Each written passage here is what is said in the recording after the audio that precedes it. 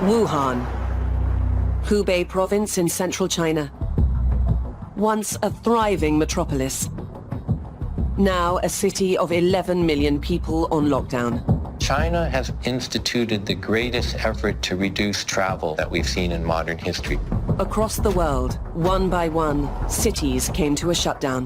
The hugely exponential manner in which it has spread, there is now a sense of alarm. Medical facilities pushed to the brink amid the urgent call to contain the virus. We're not trying to stop this outbreak from coming. We're trying to stop it coming quickly. How did a newly emerged coronavirus manage to hold the entire world at its mercy? Why was advanced medical research not able to combat its spread? And is this merely the start of other potentially unstoppable global pandemics?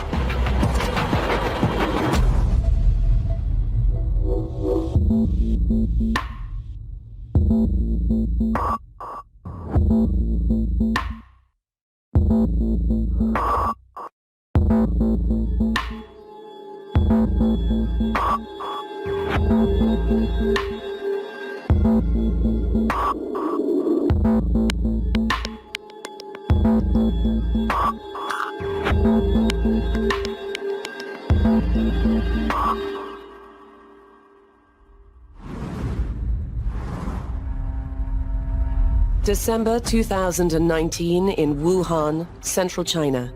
Something strange was happening to the residents. People were suddenly falling ill. People like Wang Wei's father. 我的爸爸一开始得这个病的话，我们就没有往这个上面想。我的爸爸的症状就是发烧、无力、不想吃饭、没有胃口。然后还有呼吸不是很顺畅。Thinking it was a bout of winter flu, Wang Wei's family played safe and took Dad to the hospital. 查出来可能是一般的肺炎。At the hospital, there were a host of cases, just like Wang Wei's father. The doctors were growing alarmed. In a matter of days, experts realized that this mystery flu was in fact a new infectious virus, and one that threatened to spread rapidly. Scientists in China are trying to determine if a new virus strain is responsible for a pneumonia outbreak in the city of Wuhan. Scientists around the world hurried into action in a collective effort to understand this new virus, where it came from, how it might behave, and crucially, what could be done to stop it.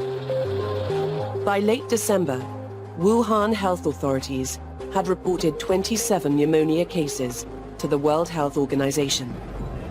While not all of them were seriously ill, all the victims shared a common link, which raised alarms. The link was a seafood wholesale market in Wuhan, where exotic livestock was also being sold. All the patients had visited or worked there. Wet market is the most dangerous place, and it's really suited for virus transmission. Scientists have been warning about the danger of the wet market for at least half a century. And what exactly is that danger? It's that somehow an animal virus makes a giant leap across species into humans. Zoonotic disease, by the simple definition, means it's animal to human. So in a live market, you can have more than 100 different live animal species traded under the same roof. In their own quest for survival, viruses constantly seek new opportunities to reproduce and spread, including potential new host species. Viruses are the perfect intracellular parasites, so to say, because once they gain entry into the cell, it is able to use the host machinery to make more of its own. But the process of a virus jumping from one species to another is not a simple one. Typically, it ends in failure due to the genetic dissimilarity of the two hosts. Because of the virus's ability to reproduce by the billions, they can mutate and fast. Most mutations won't help the virus into a new target, but by pure chance and numbers, just one lucky mutation can allow it to transition into a new species. Over time, the odds of the virus successfully making the leap will increase. That's why live market is a dangerous place, because the virus has a chance to make contact with lots of different animals. And by trial and error, if one gets up, will either give to human or further contaminate the whole market through fecal material, urines, blood, because some animals are slaughtered in the market. So I have seen blood, people were using hoses try to hose down blood. That's an incredible way of transmitting the virus. When a virus transitions from an animal into humans, it can lead to a number of consequences, from the innocuous to the deadly. There's one that can cause symptoms but doesn't spread further. A good example of that is rabies. A dog bites a human, humans get rabies, they don't pass it on to other persons. Then there's emergence, which occurs sometimes periodically, such as Ebola, which causes outbreaks, sometimes very vicious and serious outbreaks, but then it's controlled, it disappears, and it emerges again. And then there are some viruses which emerge from the animal kingdom into humans and become permanent residents. And a good example of that is HIV infection, which is thought to have emerged actually in the late 19th or early 20th century from a non-human primate into a human. Scientists in China quickly made a breakthrough and identified the pathogen as a coronavirus. Under an electron microscope, the coronavirus looks like it has a crown around it. That's why it's called a coronavirus. The crown around it is actually protein that helps the virus enter into human cells. There are actually some which are permanent residents in the human population. They're endemic, and they cause common colds. And then there are others that emerge from time to time from nature, and these are usually coronaviruses that have mutated in such a way that they become more severe infections in humans. A previous outbreak of a coronavirus threatened the world in 2003, SARS, severe acute respiratory syndrome, that killed more than 700 people worldwide. But despite the experience gained handling the SARS pandemic, scientists were now grappling against this new coronavirus outbreak. SARS-CoV-2 seems to be more transmissible than SARS, and it spreads during the incubation period, so the period between which a person has been infected but not yet developed symptoms of the virus, whereas SARS did not spread during the incubation period, and that made it somewhat easier to contain. The experts leading the investigation into the new coronavirus were zeroing in on the Huanan wet market.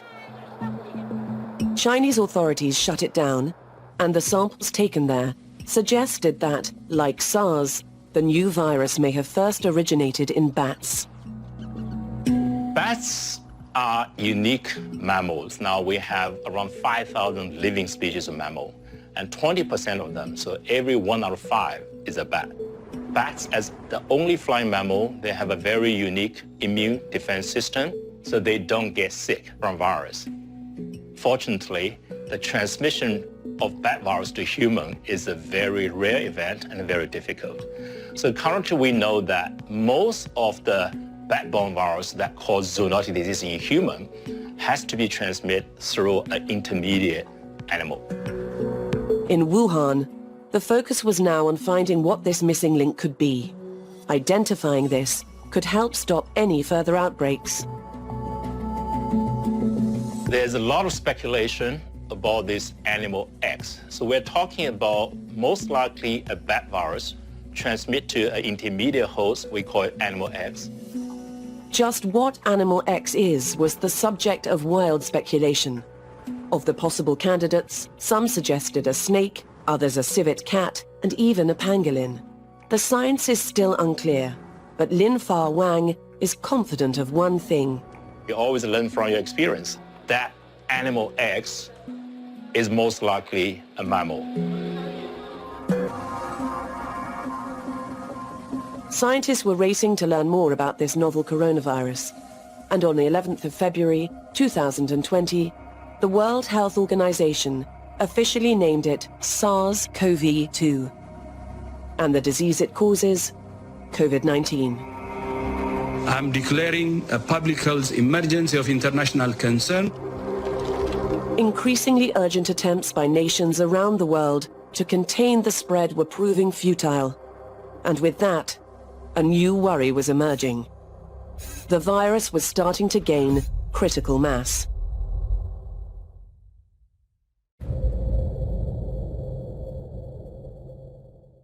Viral pneumonia has hit central China's Wuhan city. 查出来可能是一般的肺炎。 Scientists in China quickly made a breakthrough and identified the pathogen as a coronavirus. SARS-CoV-2 seems to be more transmissible than SARS. I'm declaring a public health emergency of international concern. Now coordinating their efforts, China and the WHO were sharing what information they could about the novel coronavirus. They were able to identify this as a new coronavirus in a much shorter period. But still, there's so many things we still don't know. The clearinghouse for all the information today is the World Health Organization. And WHO takes that information, sifts through it, makes sure that what they have is valid, and then they do a regular, almost daily risk assessment and the evidence they have and makes recommendations. It's in control rooms like this one in Manila that the WHO plans its response. For it to work, much depends on countries sharing data effectively. Typically what they're looking at is who's getting sick, why are they getting sick, how are they getting sick, and then immediately you already start trying to figure out how do you stop the outbreak. One way to unlock the secrets of a virus is to look at its genetic code.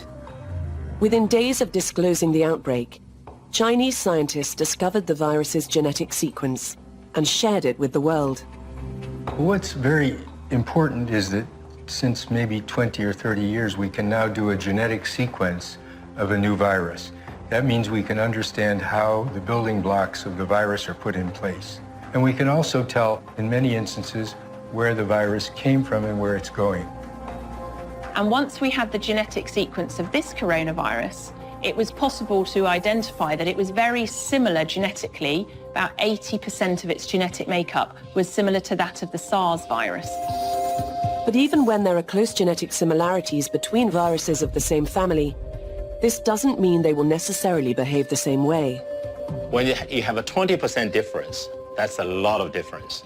So yes, they're related, but in terms of trying to learn from SARS and how to prevent the novel coronavirus, we can use some of the knowledge, but I think that we cannot just transfer the SARS knowledge to this coronavirus.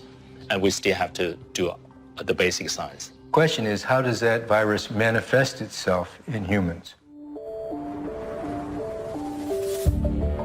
In Wuhan, the novel coronavirus took its first life. The victim was a 61-year-old man who had visited the Huanan wet market. Disturbingly, some 5 days later, his wife, who had not gone to the market, was also confirmed to have the coronavirus. It showed for the first time that the virus was able to spread from human to human, an ominous development. Viruses can be transmitted between individuals in a variety of ways. Some viruses only spread through contact with blood. Other viruses are what we would call airborne. That's where the virus is able to bind to small dust particles in the air and continue to live on that dust particle for a period of time, such that when it's blown by the wind, it's still there, and that could travel quite a long distance. And there's droplet transmission where you're in relatively close contact to someone, and you may, if they sneeze or cough, you may come into contact with those droplets and become infected. Early research suggested the new virus could survive outside of the body for significant periods. It could drift, suspended, in the air for hours, and remain viable for days on hard surfaces, such as metal. It was clear to scientists that this novel coronavirus was highly transmissible. Occasionally, one individual turns out to be far more likely to spread the virus than others. If a person is infected and have a sneeze, for example, they can release hundreds of thousands of millions of viruses into the air. Depends on, again, the patient. Some people, when they sneeze, they only release a small number of viruses. Others release large number of viruses, and we call these people super spreaders. So if you can infect one or two, that's not a super spreader. If they infect more than 10, then it becomes a super spreader. With cases jumping exponentially in Hubei province and seeping outside of its borders, the outbreak was rapidly escalating into an epidemic. China has probably instituted the greatest effort to reduce travel from an area that we've seen in modern history, certainly related to an outbreak. Overnight, Wuhan was transformed into a ghost town. Train stations, normally crowded with commuters, now deserted. Previously bustling restaurants and shops were suddenly emptied. Streets and roads now barren, as Wuhan's residents kept themselves indoors. When we're dealing with outbreaks of unknown pathogens, so that's the thing you have not seen before, it's better to overreact than underreact. Of course, you have the danger of being claimed to get things wrong, but I think that it's much better to be wrong than not reporting and people dying.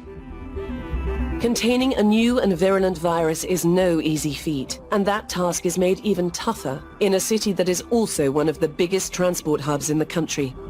Wuhan is located almost in the center of China, and it has a very large transportation network going in. And then there is a tremendous number of people which are flying into Wuhan from other parts of China and other parts of the world. Despite the extraordinary effort to quarantine the city, it did not contain the virus.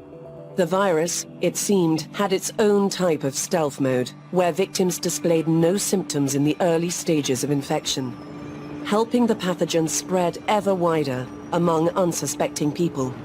The reproductive number for this coronavirus outbreak was estimated to be at about 2.6. That assumes that any one person may go on to infect 2 or 3 other people. As a result, the spread can very rapidly get out of control, particularly when some people aren't displaying symptoms during its incubation period. The novel virus was proving to be far more adept at reproducing itself than even SARS. In just a quarter of the time, SARS-CoV-2 had caused 10 times as many cases. So we know COVID-19 spreads early in the course of the illness. So SARS would spread particularly in hospitals as patients got sicker and the viral load went higher. This is a different disease. This has mostly community transmission, and it's obviously happening very early, like in the first couple of days, and we've even got examples of it happening before the symptoms started. The odds were seemingly stacked against the scientists.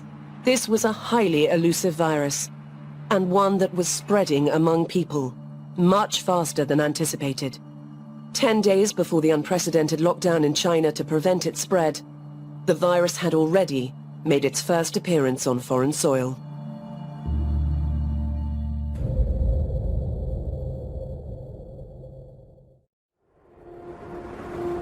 In Wuhan, the new coronavirus SARS-CoV-2 had taken its first life. The victim, a 61-year-old man, was one of the first cluster of cases connected to the Huanan wet market. The question is, how does that virus manifest itself in humans? When we're dealing with outbreaks of unknown pathogens, it's better to overreact than underreact. Overnight, Wuhan was transformed into a ghost town. By the 23rd of January, there were 570 reported cases, 17 deaths in China, and 11 million people under quarantine in Wuhan. In spite of the lockdown, the virus had already moved beyond China's borders. The first international case was in Thailand. Thailand has reported the first case of the Wuhan coronavirus found outside of China. Spurred into action, scientists across the globe worked against the clock to slow the spread, with the WHO at the center of the effort. China, they detect these unknown diseases and identify the coronavirus in a very short period. and they share all those sequences to the other countries. So we're daily receiving these informations and analyzing informations and sharing the informations to member states. As well as the sharing of data, a vital step in checking a virus's spread comes through tracing every person an infected patient has been in contact with. Contact tracing is identifying all persons who have had contact with a known person to be infected, either before the infection began or afterwards. And those people are isolated. They're asked to isolate, either self-isolate or sometimes they're put in quarantine, and they're monitored for a period of up to 3 weeks to see whether or not they develop signs and symptoms. In China, the task of contact tracing was an enormous undertaking. In Wuhan alone, more than 1,800 epidemiologists were tracing tens of thousands of contacts a day. But it quickly proved its worth. Between 1% and 5% of contacts were subsequently confirmed cases of COVID-19. But there was one group of possible cases which confounded scientists.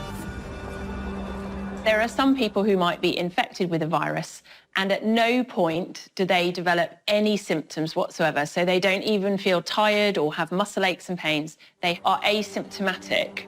And that can become quite concerning because we then don't know what the background level of viral infection is in the population. With cases racking up, governments around the world were starting to pay close attention and begin their own outbreak preparations.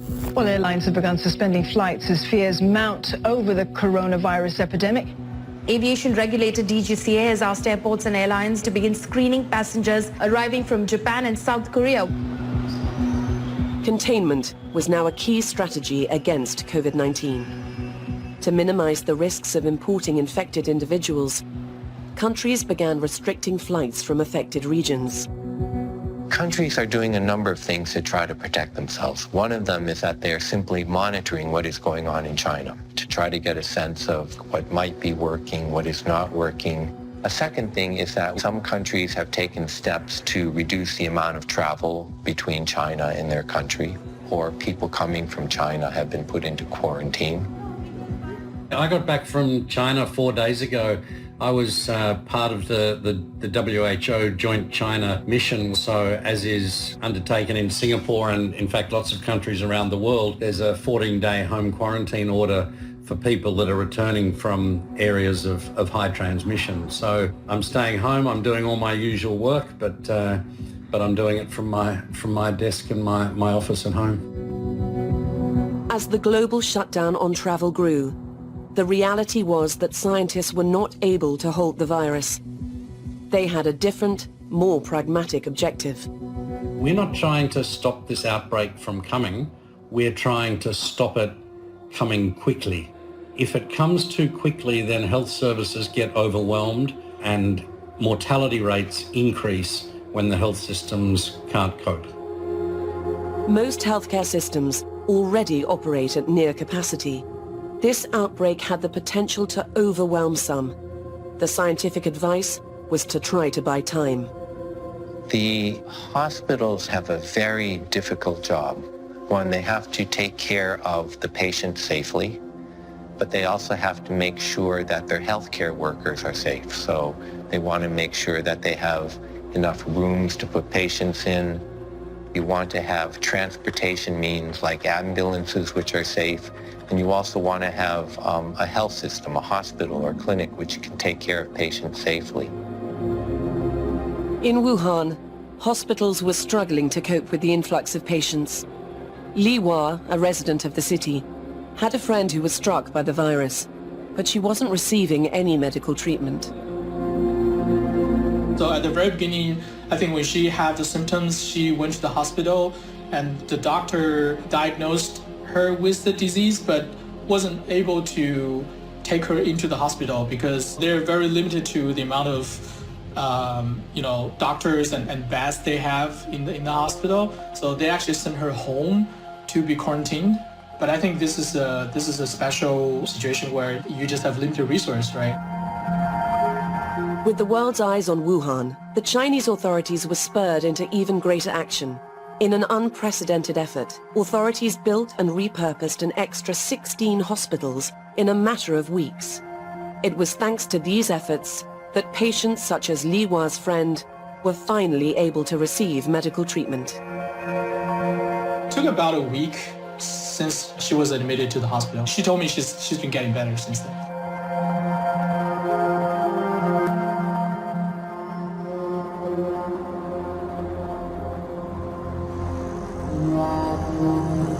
Beyond China's borders, another country with a vast population was also bracing for the outbreak.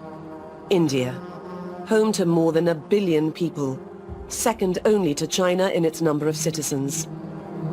In the middle of December, when we first heard about the unusual pneumonia that was happening in China, I called together our team of scientists and I told them, we must have a preparedness team.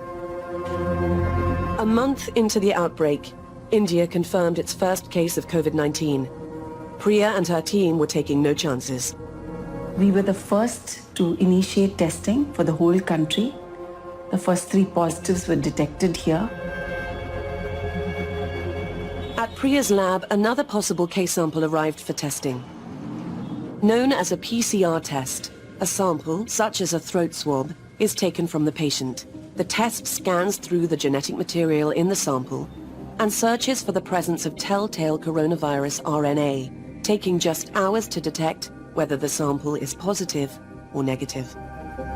Thus far, it's mainly been molecular detection of this virus, but there are already a couple of candidate antibody detection products by which you could detect the antibody response to this virus, and I believe that with time you could screen a population. An antibody approach could allow for better tracking and surveillance of an outbreak in a population. But in the meantime, many scientists are reliant on the PCR test. The sample in Priya's lab came back positive. Just one more step in the virus's seemingly unstoppable global spread. The hugely exponential manner in which it has spread, there is now a sense of alarm. By early February, the total number of the confirmed cases had grown to over 31,000 across the world, including 638 fatalities. And alarmingly, even seemingly healthy adults could be struck down, including one of the doctors who first spotted the outbreak in Wuhan. The emerging profile from COVID-19 is that the disease is most dangerous to certain subgroups of the population. The vast majority of people who have died have been over the age of 60, but we do also see that there are a small number of people who are thought to be relatively fit and healthy and in their 30s who have also died from the virus. And it's unclear why that is the case.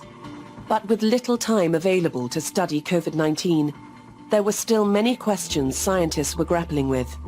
For instance, are children somehow less vulnerable to the virus? In China, children aged 9 and under only made up just 1% of the total number of infections. Whether this is an accurate picture, or if, for example, infection in children is frequently too mild to be detected, remains to be seen. Despite the many challenges faced, there's one aspect of COVID-19 that's providing some hope to scientists: the high survival rate among the infected.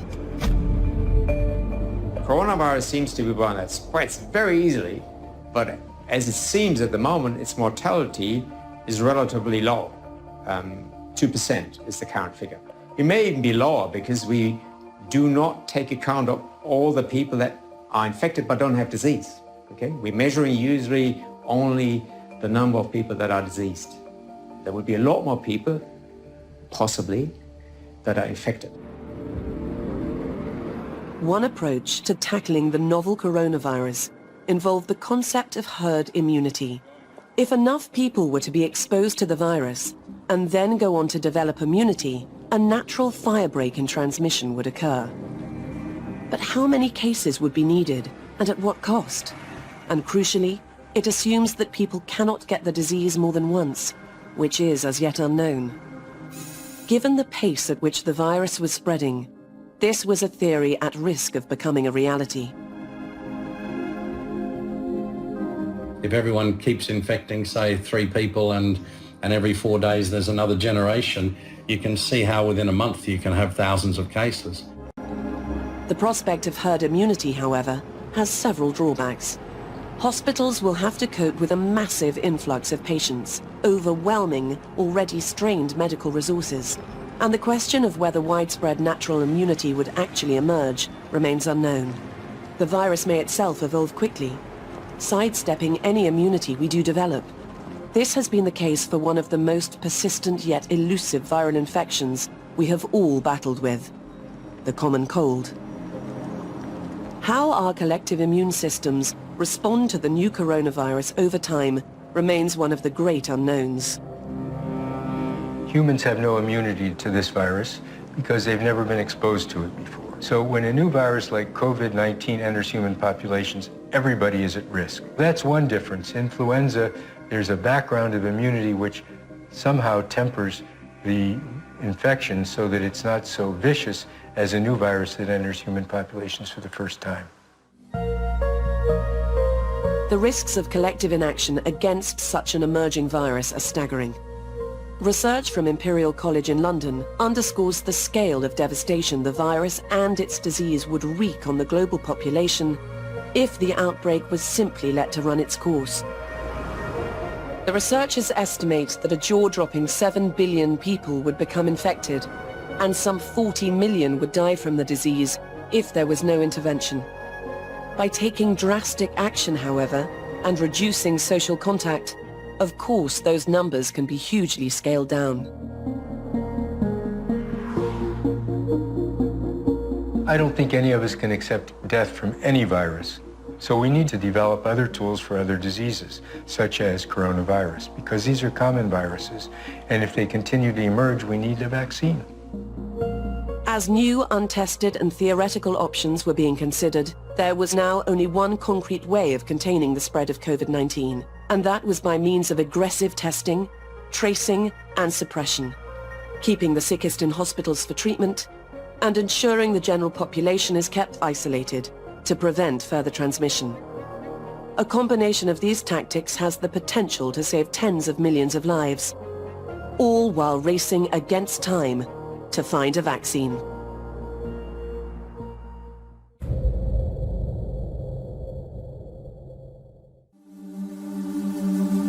The total number of cases had grown to over 31,000 across the world. The hugely exponential manner in which it has spread, there is now a sense of alarm. If it comes too quickly, then health services get overwhelmed and they can't cope, and mortality rates increase. Humans have no immunity to this virus because they've never been exposed to it before.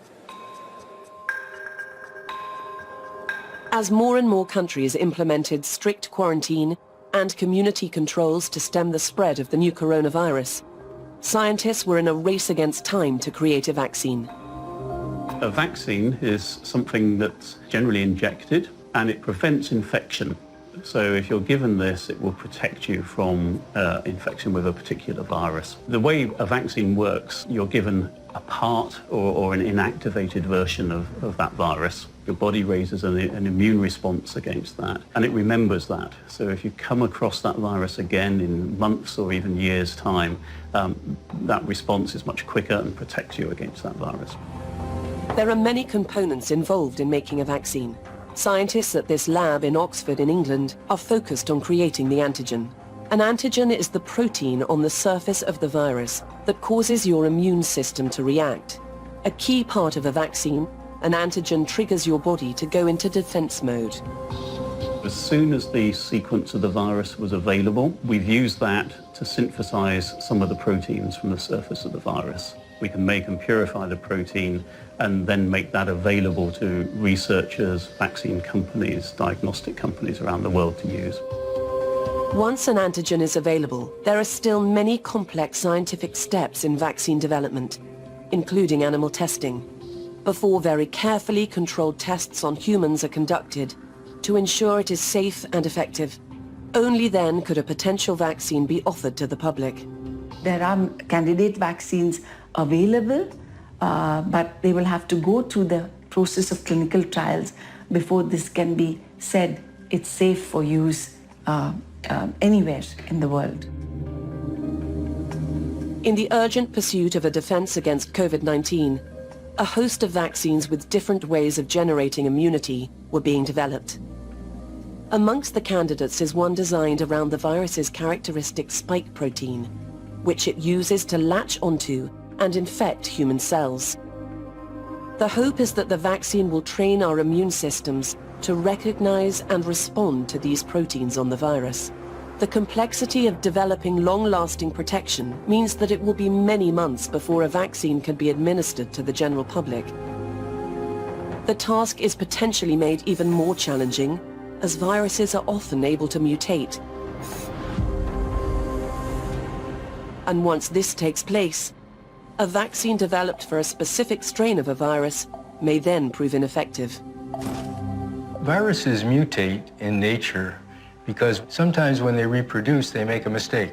And then that's conserved in the DNA and the genetics of that organism, and it continues in future generations. Another way is an abrupt reassortment episode when there's a confusion between two viruses in the same cell, and they end up combining their material in a certain way that causes a new virus. Already some scientists in Beijing claim that the virus has evolved into two distinct strands, the L-type and the S-type. The S-type, being the first strain, was likely to have emerged when the virus jumped from animals to humans. The L-type emerging soon after that, but is, according to researchers, the more prevalent strand. But others, including the World Health Organization, say such mutations are normal in any virus and are insignificant. It also does not seem to affect the way the virus works and the symptoms it causes. In parallel to the pursuit of vaccines, a huge range of other clinical approaches were being rapidly trialed, including repurposing existing medicines. These therapies include some novel strategies, such as using the blood plasma of recovered patients. In their body, they have this molecule called antibody in their blood. This can prevent the virus to infect other people or at least reduce the symptom. Basically, you have these recovered patients donate the blood after purification and give to existing patients. But several risks remain with its technique, and more research is needed to understand just how effective and safe it is. Using these sort of therapies, it's very difficult to scale up, and it would be hard to imagine how you can treat thousands of people in this way. Another approach doctors were trying involves antivirals, a class of medications that fight viruses by suppressing their ability to replicate inside the host. If we can find an antiviral treatment that works, then this will definitely be a game changer, because, you know, if you've got a treatment for a disease, then obviously the implications of spread are far different. In Wuhan, some of the first patients to become seriously ill were starting to make a recovery. After receiving respiratory support and a course of injections of antibodies to help his immune system, there was hope for Wang Wei's father. 就是呼吸在治疗的过程中，能够自主呼吸，或者是吃饭吃得越来越多。 Wang Wei's father was discharged back home, but his parents remained cautious. 对的，我爸爸出院之后，我妈妈还跟他在家里面分开居住到现在，就是他们处于一个很积极的状态，每天还是很开心，在治疗成功之后。 Wang Wei's father was one of the fortunate ones, thanks to medical treatment for the symptoms. Meanwhile, as the world waited for a vaccine, more practical immediate solutions were put in place. Thorough hand washing with soap, or the use of hand sanitizers, became the mantra to prevent the easy spread of the virus. Contact tracing was stepped up, with suspect cases placed under quarantine. For the rest of us, social distancing was encouraged to limit the possible spread of the virus. And in some countries, Government-sanctioned curfews were imposed. This is a disease spread through the community, and therefore the solution lies with the community, and the community has to be honest. You know, if you're a contact and you're put in quarantine, please comply. Practice the cough etiquette, practice the social distancing. Social distancing has been established as a vital intervention to delay the peak of the outbreak. Because of the exponential scale at which the virus spreads, even a partial reduction in contacts can lead to a huge drop in transmission. If an average person infects another 2.5 people, after 30 days, some 406 people would be infected from the one original case. But if social distancing can just halve the number of transmissions from day one, after 30 days, only 15 people would be infected. There's so much that the community can do to combat this, and this sort of community engagement needs to be, you know, another aspect.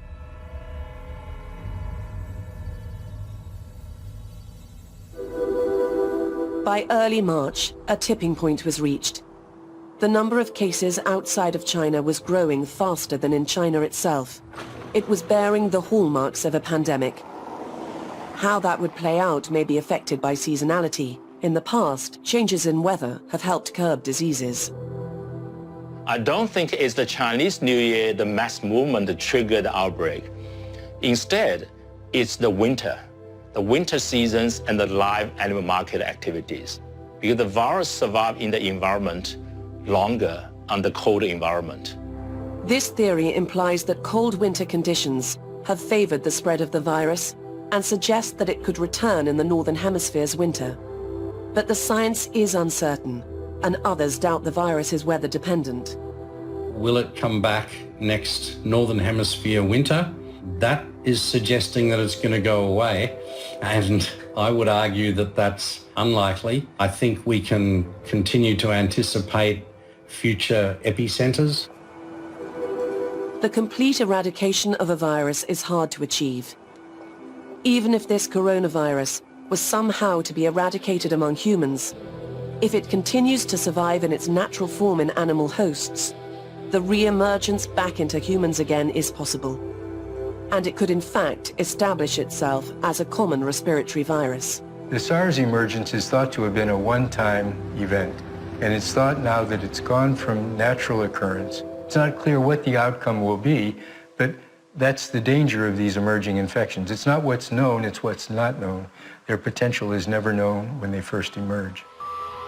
The SARS outbreak in 2003 took the world by surprise. It lasted a total of 9 months before the virus was eradicated worldwide. Experts predict that the SARS-CoV-19 and its attendant disease could persist for much longer. But it seems the countries that were directly affected by the SARS outbreak have now emerged stronger, implementing key containment strategies swiftly. We've learned that communication is vital, that sharing of information is vital. Conventional outbreak response efforts work, and it has to be done with speed and rigor and thoroughness, and it has to be done with full community engagement. If we don't change the way we live, we farm, we eat, then it's going to happen again and again. By the end of March, there was a faint glimmer of hope for those back at Ground Zero in Wuhan. We definitely are seeing the numbers drastically coming down. Chinese people really treated this as a war with this invisible enemy, right? So we definitely feel we're very close to having it defeated. With a sharp drop in new domestic cases of COVID-19, China was beginning to gain the upper hand against the virus. As it emerged, seemingly on the other side of the battle, scarred, shaken but optimistic, the country offered its hard-earned expertise to the rest of the world, whose fight against the virus had only just begun. While other countries struggled under ever higher case numbers, China, and even Wuhan, began a tentative return to normality. Residents were allowed to leave their compounds for the first time in many weeks, and business began to resume. It's definitely liberating after almost 2 months of quarantine, to be able to even, walk outside within your neighborhood. People still are going to wear facial masks going out. They're still going to keep their social distancing, because now everybody in Wuhan feels a responsibility to not let something like this happen again. The city was gradually reopening itself, even as the rest of the world was closing down. For now, China's aggressive actions appear to have blunted the threat. If the rest of the world can impose strict measures, the bleakest predictions may not materialize. The search for a vaccine against COVID-19 will take some time, and there is no guarantee one will work. That's why experts say the best protection against a viral outbreak may not lie in research labs. It's very wrong to think that medical science can stop an outbreak. What can stop an outbreak is behavioral science. People understanding what's causing the infection and how they can protect themselves. That's the best way forward, the best way to stop an outbreak.